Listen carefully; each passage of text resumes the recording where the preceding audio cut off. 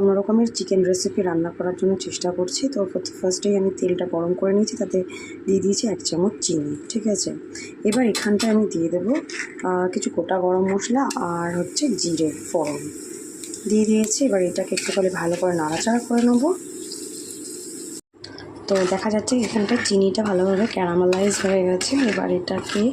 এবার এখানটাতে আমি দিয়ে দেবো একটা বড় সাইজের পেঁয়াজ।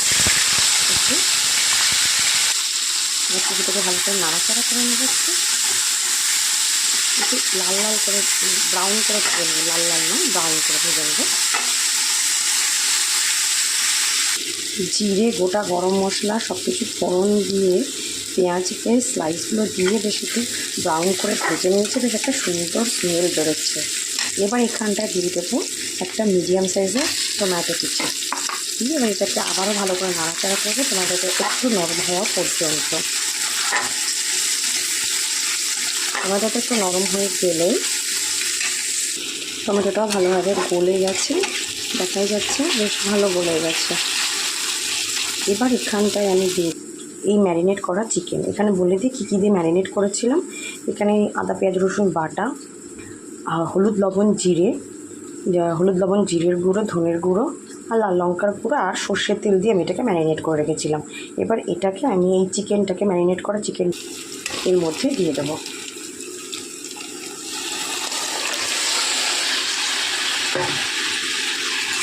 দিয়ে ভালো করে নাড়াচাড়া করে নেব, একটু কষিয়ে নিতে হবে ভালো করে।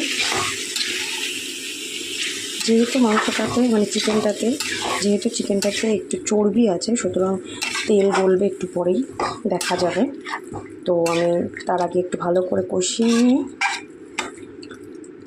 এখানে যেটা দিতে ভুলে গেছি সেটা হচ্ছে কাশ্মীরি লঙ্কার গুঁড়ো, সেটা একটু এখন দিয়ে দেবো। তো এই হলো কাশ্মীরি লঙ্কার গুঁড়ো, একটু দিয়ে দিচ্ছি কালারের জন্য, অবশ্যই আর কিছুই নেই। কালারের জন্য একটু কাশ্মীরি লঙ্কার গুঁড়ো দিয়ে আবার ভালো করে কষিয়ে নেব।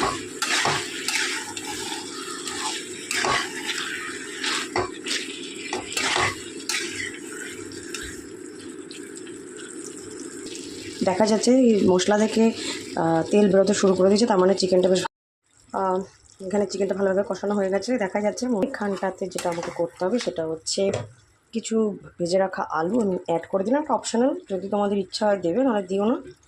আর এখানটা আমি দিয়ে দেবো কিছু চিড়ে রাখা কাঁচা লঙ্কা, বেশি ঝালের জন্য। এটা অবশ্যই যারা বেশি ঝাল খেতে পছন্দ করো তারা এটা দেবে, নাহলে অ্যাভয়েড করতে পারো। দিয়ে আবার একটু ভালো করে নাড়াচাড়া করে পরিমাণ মতন অবশ্যই উষ্ণ গরম জল দেবো আমি এখানে, কারণ যেহেতু আমি এটাকে ভালো করে কষানো হয়ে গেছে, তাই জন্য এখানটা পরিমাণ মতন আমাকে উষ্ণ গরম জল দিতে হবে। উষ্ণ গরম জল দিয়ে একটু ঢেকে দেবো।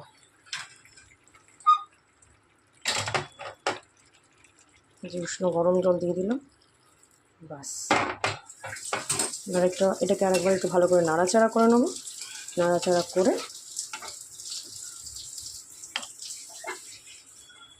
আমি এটাকে ঢেকে দেবো। তারপরে একটু ঢেকে দিচ্ছি, ব্যাস। সো এখানটায় ভালোভাবে ফুটে গেছে, দেখা যাচ্ছে। আমি ঢাকনাটা সরিয়ে দিয়েছি, সেটা একটু স্কিপ করে গেছি আর কি। তো ঢাকনাটা দিয়ে রেখেছিলাম মোটামুটি 10-15 মিনিট। ঢাকনাটা সরিয়ে দিয়েছি এবং এই যে তৈরি হয়ে গেছে মাংস। এবার নামানোর আগে যেটা করতে হয়, গ্যাসটাকে কমিয়ে দিয়ে অল্প করে গরম মশলা ছড়িয়ে